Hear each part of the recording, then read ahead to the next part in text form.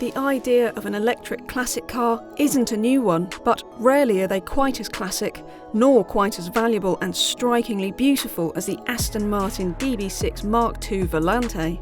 And rarely are they quite as significant as this, a prototype car that demonstrates technology that will allow owners of classic cars to swap the powertrain of their car between pure electric and the original 4-litre straight 6.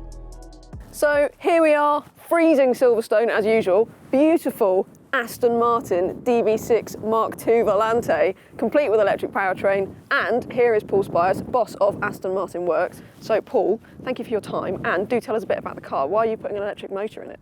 Okay, well, it's really important to us that we future-proof these vehicles for generations to come. We also have to have be environmentally responsible as well. We understand that customers live in urban environments, in city centres, and we want to ensure that they can still enjoy these wonderful cars for the next 50, 100 or even 200 years to come. I mean, this is being described as a reversible powertrain, which can be a bit confusing, I suppose, in the description, but I mean, explain to me what that's about. So what we want to do is to change the car as little as possible. So incorporate the EV powertrain using the same engine and gearbox mounts, and also mimicking the same mass and weight of the outgoing internal combustion engine. That way we don't have to retune the suspension or the brakes, and gives us a very authentic Aston Martin feel, which customers really enjoy. They enjoy the feel of driving an old car, but obviously in a more environmentally responsible manner. So you're actually trying to make this electric motor almost feel like the original 4-litre inline 6 that this car came with? Exactly, that's fundamental, is that basically what we want to do is to mimic the outgoing ICE engine to the point where actually the driver would never know whether it's a EV powertrain or an internal combustion engine. All right, well, thank you again. I think it's about time we actually got on the road.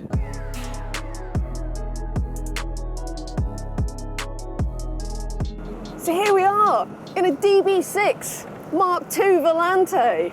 I cannot tell you. I barely know what to say. I'm just absolutely beside myself with this. Do you know, there are 38 of these in existence, and one of them's got an electric motor in it, and I'm driving it. And I'll be honest, when I first read about this project, I was like, I don't know about that. I mean, isn't anybody who's got one of these cars, they're going to have another car, obviously, as their daily driver? What's the point? Is it kind of blasphemous even to sort of put an electric motor in this? But talking to Paul just now, you know, finding out what this car's really all about, I get it. It does make a lot of sense.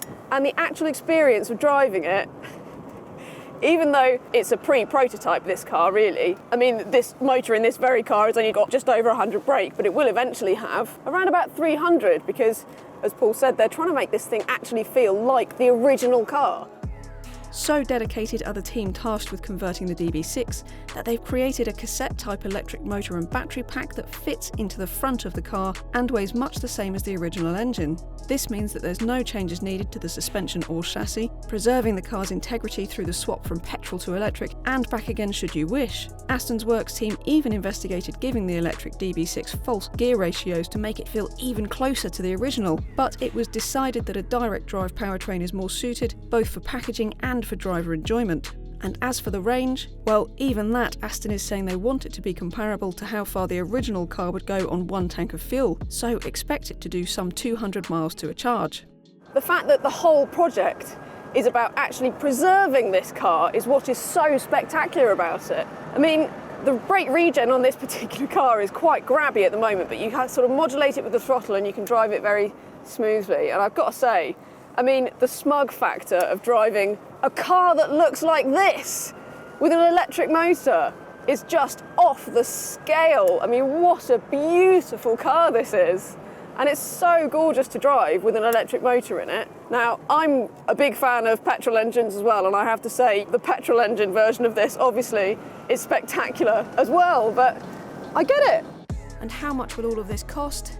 Well, Aston Martin aren't confirming that yet, but I think you'd be lucky to get the conversion for less than £200,000.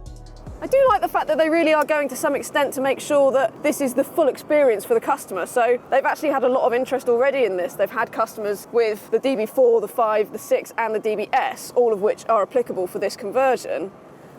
They've had people come up and say they want it done, and Aston Martin obviously will store the original petrol engine because the whole point is that you can put that back in should you wish and the car is completely as original. They've even said that they will actually put the engine in a nice glass box so you can use it as a coffee table while you're running your classic Aston Martin on its electric motor, which I think is such a nice thing. I mean, you got the money, why wouldn't you do that? What a great idea. Other things to know, obviously the interior of the car will stay pretty much as is if you go for the conversion. They're going to take out these dials and store them, and they're going to have replicas made that give you the necessary electric information, but you're not going to have any screens or anything nasty like that. I think this is just lovely to drive. I mean, I like an electric powertrain, I love the delivery of electric, but I like the fact that Aston are going to such extremes in sort of fettling the electric motor in this car to try and make it feel like the original petrol engine, to give it real character, to preserve what it is about this car that makes it so special. It really is an exercise in making sure that these cars will be relevant and, more importantly, will be used in 50 years, 100 years, regardless of whether we're driving with hydrogen or whether you can drive petrol cars at all on the road. It is future-proofing. If it protects these cars, then I am all for it. Head to DrivingElectric.com for all of the electric and hybrid car advice, news and reviews you could possibly want. And check us out on Twitter, Facebook and Instagram. While you're here, don't forget to hit subscribe on our YouTube channel.